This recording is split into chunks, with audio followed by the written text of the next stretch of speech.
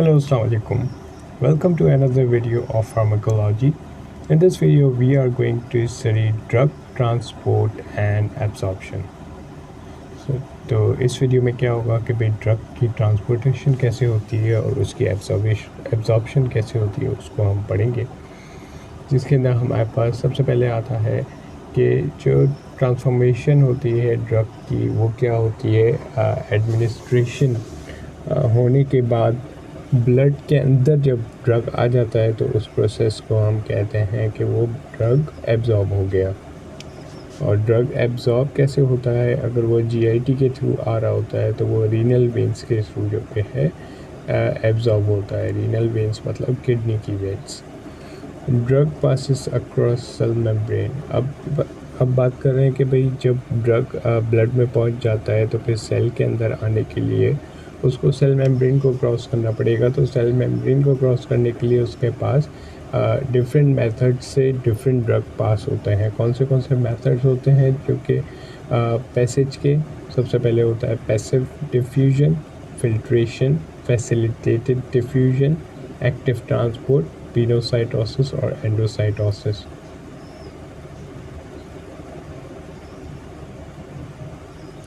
Cell membrane के through ये different जो कि है डिफ्यूजन होती हैं। Higher to lower concentration is diffusion.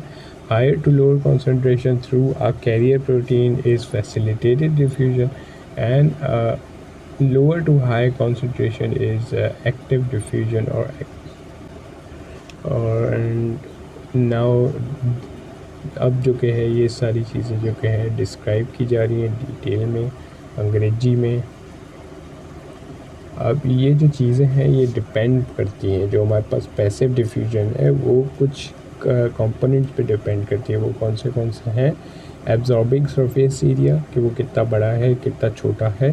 Lipid solubility कि भाई ड्रग लिपिड सॉल्युबल है कि नहीं है।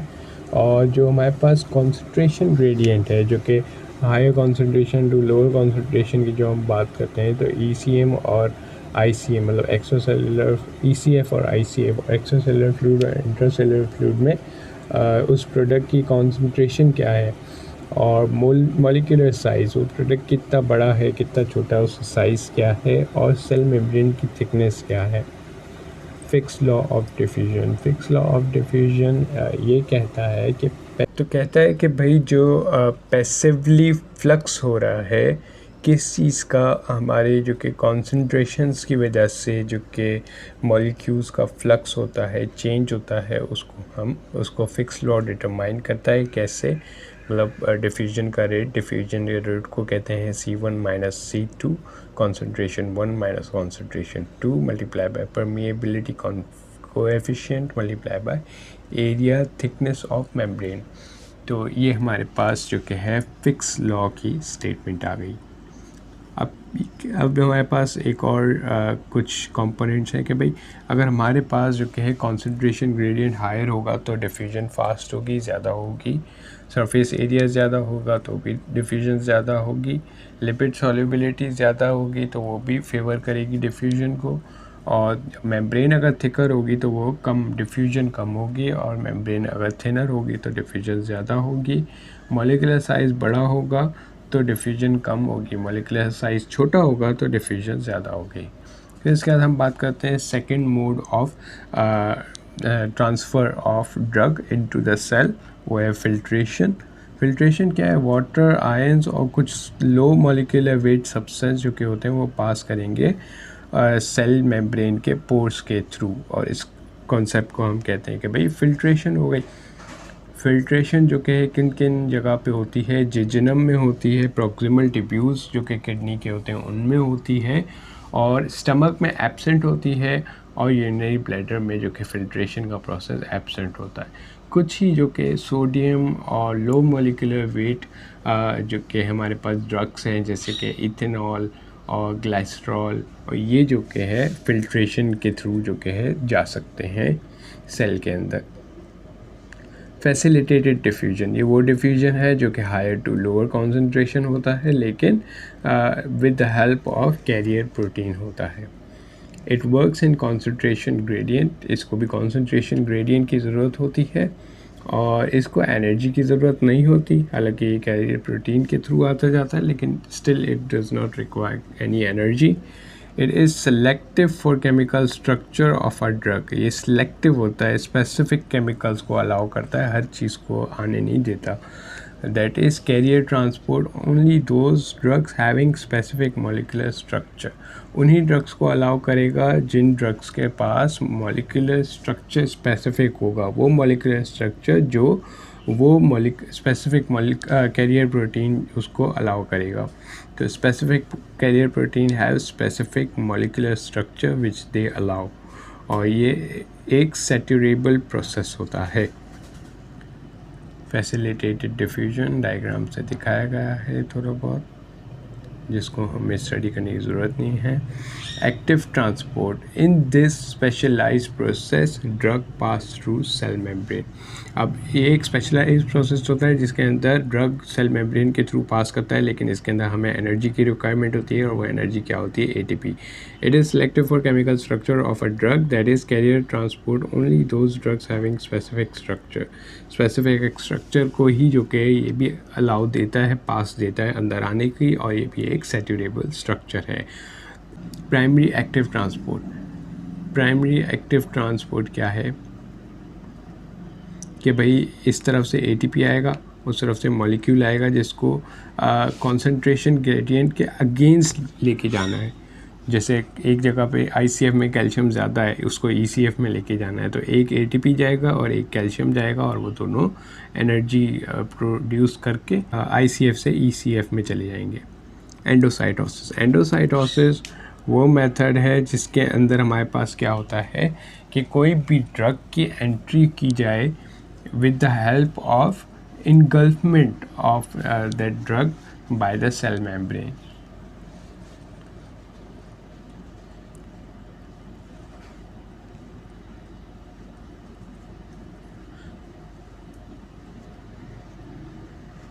अब वो जो सब्सटेंस जो एंडोसाइटोसिस हो गया है, वो फिर साइटोसोल में जाके ब्रेक डाउन किया जाता है वेसिकल मेम्ब्रेन से, और फिर उसकी यूटिलाइजेशन हो जाती है।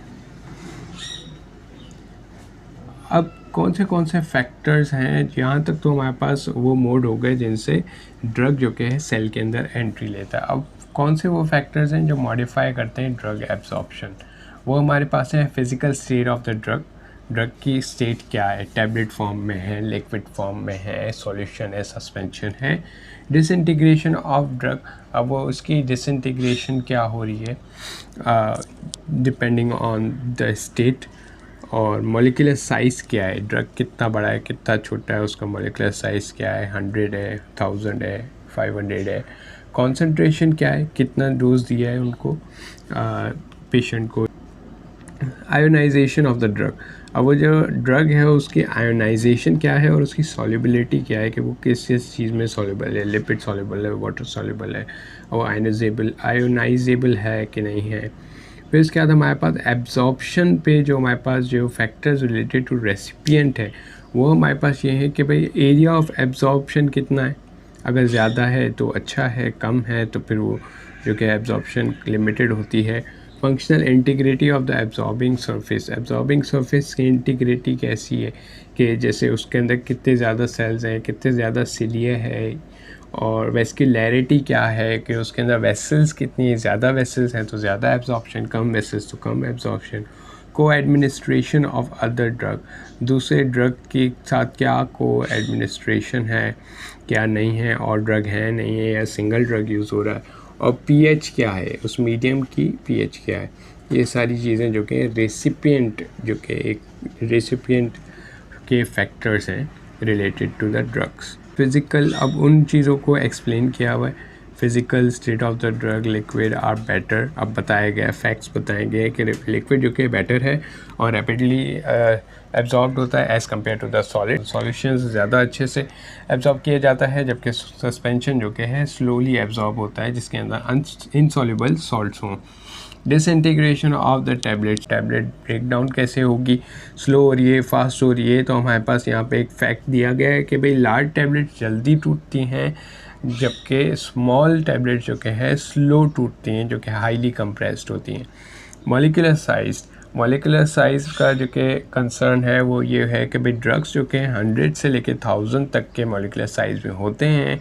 बड़ा अगर होगा मॉलिकुलर साइज़ बड़ा होगा तो हमारे पास एब्जॉर्प्शन कम होगी, और अगर साइज़ छोटा होगा तो एब्जॉर्प्शन हमारे पास ज़्यादा होगी, क्योंकि कॉन्सेंट्रेशन उसमें ज़्यादा है, हाईली कंप्रेस होगी। Concentration dose of the drug. अब कॉन्सेंट्रेशन डोज क्या है कि भाई कितना जो कि है डोज लिया गया है, क्योंकि ज़्यादातर जो ड्रग्स होते हैं वो हमारे पास पैसिव डिफ्यूजन के थ्रू जो कि है उनकी एब्जॉर्प्शन हो रही होती है, तो उसमें क्या है, हमें एनर्जी की तो रिक्वायरमेंट है नहीं, तो जितना ज़्यादा ड्रग की कॉन्सेंट्रेशन होगी उतनी ज़्यादा जो कि है उसकी ट्रांसपोर्ट हो जाएगी। ट्रांसपोर्ट का तो कोई प्रॉब्लम ही नहीं है, ट्रांसपोर्ट हमारे लिए फ्री है। Lipid solubility. अब लिपिड में सॉल्युबल है कि नहीं है उससे भी काफ़ी फ़र्क पड़ता है। अगर लिपिड सॉल्युबिलिटी हायर है तो हमारे पास ड्रग एब्जॉर्प्शन की जो कि है एब्जॉर्प्शन ज़्यादा होगी। अगर कम है लिपिड सॉल्युबिलिटी तो ड्रग एब्जॉर्प्शन कम होगी। एब्जॉर्बिंग सरफेस एरिया भी बहुत मैटर करता है। उसमें ये है कि भाई एब्जॉर्बिंग सरफेस ज़्यादा होगा तो फिर ज़्यादा जो कि हमारे पास एब्जॉर्प्शन होगी, जैसे कि इंटेस्टाइन और lungs due to large surface area, उनमें जो कि है ड्रग बेटर एब्जॉर्ब होता है। सरफेस एरिया मैटर करता है। इंटेस्टाइन में जो कि सबसे ज़्यादा सरफेस एरिया होता है, फिर लंग्स आता है, फिर स्किन आता है, फिर बाकी सारी चीज़ें आती हैं जैसे कि स्टमक वगैरह, large intestine, rectum. Vascularity of the absorbing surface. अब जो एब्जॉर्बिंग सरफेस है उसकी वेस्कुलरिटी भी जो कि है हमारे पास बहुत मैटर करती है। और ये लेक्चर बहुत लंबा हो रहा है, मुझे थोड़ा सा तेज़ चलना चाहिए। तो क्या है, increase blood supply to the absorbing vascularity. जितनी ज़्यादा ब्लड सप्लाई होगी उतनी ज़्यादा एब्जॉर्प्शन, जितनी कम ब्लड सप्लाई उतनी कम एब्जॉर्प्शन। वेस्कुलरिटी मोर वेस्कुलर मोर एब्जॉर्प्शन। अब उसकी एग्जांपल क्या है, मसल्स में ज़्यादा वेस्कुलरिटी पाई जाती है तो वो ज़्यादा एब्जॉर्ब करेगा, जबकि सबक्यूटेनियस टिश्यू में कम वेस्कुलरिटी होती है। Small intestine more vascular, inflamed skin जो कि मोर वेस्कुलर होती है than the normal skin. Route क्या है, ओरल रूट के बारे में अब थोड़ा सा ये बता रहे हैं कि भाई गैस्ट्रिक जूस, इंटेरोसाइड मेम्ब्रेन्स और एंजाइम्स, इन सब के साथ होते हुए फिर पोर्टल सर्कुलेशन पे पहुंचता है, फिर लिवर मेटाबॉलिज्म होता है। एक ड्रग की कहानी बताई गई है कि वो गैस्ट्रिक जूस से होते हुए इंटेरोसाइड मेम्ब्रेन्स से टकराएगा, फिर एंजाइम से टकराएगा, फिर पोर्टल सर्कुलेशन में जाएगा, फिर लिवर में मेटाबोलाइज होगा। तो अमाउंट ऑफ ड्रग क्या होगा, सिस्टमेटिक सर्कुलेशन पे जो पहुंचेगी वो हमारे पास बहुत कम होगी, जो हमने फर्स्ट पास इफ़ेक्ट जो कि पढ़ा है उसके मुताबिक। इंट्रावेनस जो कि है उसमें एब्जॉर्प्शन की ज़रूरत नहीं होती। सबक्यूटेनियस में सबक्यूटेनियस का केस ये है कि भाई थाई हमारे पास ज़्यादा वेस्कुलर होता है बजाय इसके एब्डोमेन और ग्लूट के। फर्स्ट पास इफ़ेक्ट हमारे पास फिर से आ गया। उसका मतलब ये है कि भाई जीआईटी के थ्रू जो भी हमारे पास सब्सटेंस जाता है वो रीनल से सबसे पहले रीनल सर्कुलेशन में पहुंचता है, फिर सिस्टमेटिक सर्कुलेशन में पहुंचता है। तो उस टाइम तक हमारे पास जो कॉन्सेंट्रेशन ऑफ द ड्रग है वो बहुत ज़्यादा रिड्यूस होती है, और मैक्सिमम इफ़ेक्ट हमारे पास कौन से रूट में होता है, वो इंट्रावेनस रूट में होता है। टाइम ऑफ ड्रग एडमिनिस्ट्रेशन का टाइम भी बहुत मैटर करता है कि भाई आप खाना खाने के बाद ड्रग लेते हो या खाना खाने से पहले लेते हो। कुछ मोस्टली जो कि ड्रग्स हैं वो खाना खाने के बाद लिए जाते हैं ताकि जीआईटी की इरिटेबिलिटी ना हो। और खाना किस तरह का लिया जाता है उस पर भी ड्रग की एब्जॉर्प्शन मैटर करती है, क्योंकि अगर खाने में फ़ैट ज़्यादा है तो ड्रग एब्जॉर्प्शन में भी टाइम लगेगा, क्योंकि खाना भी डाइजेस्ट होने में टाइम लेगा। और अगर जो कि है खाने में पानी और जो कि है फूड दोनों की जो कि मिक्सचर है तो उसमें भी जो कि है हमारे पास 4 आवर्स लगते हैं। और अगर हमारे पास जो कि है खाली पानी की डाइजेशन हो रही है तो उसमें 1.5 आवर लगेगा। तो ये सारे जो कि है चीज़ें यहाँ पे लाइन से लिखी हुई हैं। और कुछ ड्रग्स ऐसे होते हैं जो कि हमारे पास खाने से पहले देने चाहिए, जैसे कि इंसुलिन हो गया, सल्फोनाइल यूरियाज हो गया और पेनिसिलिन हो गया। डेयरी प्रोडक्ट्स भी जो कि है हमारे पास एब्जॉर्प्शन को रिड्यूस कर देते हैं, क्योंकि उसके अंदर टेट्रासाइक्लिनेज जो कि है एज कैल्शियम प्रेजेंट होता है, forms insoluble complexes with tetracycline. को एडमिनिस्ट्रेशन ऑफ अदर ड्रग्स से को एडमिनिस्ट्रेशन से भी बहुत ज़्यादा एब्जॉर्प्शन पे इफ़ेक्ट पड़ता है। अगर विटामिन सी है तो वो आयरन की जैसे एब्जॉर्प्शन को इंक्रीज़ कर देती है, एंटीसिड्स है तो वो डिक्रीज़ कर देगी absorption. Liquid paraffin decreases absorption of fat soluble vitamins की एब्जॉर्प्शन पैराफिन डिक्रीज़ कर देगा। और एट्रोपिन और ओपियोइड जो कि है डिले कर देता है गैस्ट्रिक एम्प्टिंग को, जिसकी वजह से क्या होगी, डिक्रीज़ ड्रग एब्जॉर्प्शन, क्योंकि गैस्ट्रिक एम्प्टिंग नहीं होगी तो जिजनम तक जब तक फूड पहुंचेगा नहीं या ड्रग पहुंचेगा नहीं तब तक वो एब्जॉर्ब नहीं होगा। pH of medium and drug ionisation, उसकी ड्रग आयोनाइजेशन और मीडियम जो है हमारी ड्रग की, उसका pH भी बड़ा मैटर करता है, जो कि मोस्ट ऑफ द ड्रग्स हैं वो existing are either weak acids और वीक बेसिस। जो हमारे पास ड्रग्स होते हैं वो ज़्यादातर वीक एसिड्स और बेस होते हैं। One of the important factor for the transport of drug through cell membranes is the ionisation. एक सबसे बड़ा फैक्टर है आयोनाइजेशन। अनआयोनाइज और अनडिसोसिएटेड फॉर्म जो कि हैं ड्रग की, वो लिपिड सॉल्युबल होती हैं और वो पोलर कम होती हैं और उनके पास कोई चार्ज नहीं होता। Ionise forms are polar and water soluble and less absorb less होती हैं कौन, अनआयोनाइज और undissociated forms of drug. pH of the medium plays important role in ionization of the drug and affects the drug absorption. pH affects the drug absorption किस तरह से, भाई weak acids ionize less in acidic medium। Weak acid होगा तो वो acidic medium में कम ionise होगा और वीक बेस होगा तो वो अल्कलाइन में जो कि है कम आयोनाइज होगा। Therefore weak acids are better absorbed in acidic medium, और जबकि वीक बेसिस जो कि है एब्जॉर्ब अच्छे से होते हैं किस में, अल्कलाइन मीडियम में। फिर इसके बाद डिजीज़ स्टेट्स हमारे पास कौन सी होती हैं जो कि ड्रग एब्जॉर्प्शन को इफ़ेक्ट करती हैं। वॉमिटिंग, डायरिया सब बाहर आ जाएगा तो क्या कुछ एब्जॉर्ब नहीं होगा।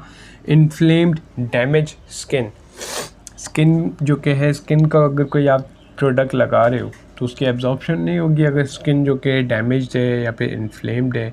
इन्फ्लेम्ड मेनिंजेस हो गई, ओरल थ्रश हो गए, राइनाइटिस हो गई और हेपेटिक डैमेज हो गया। Thank you so much for watching. Please hit that subscribe button, like the video if it was good or if it helped you, and comment below any suggestion which can make my videos better. Thank you so much for watching. Allah Hafiz.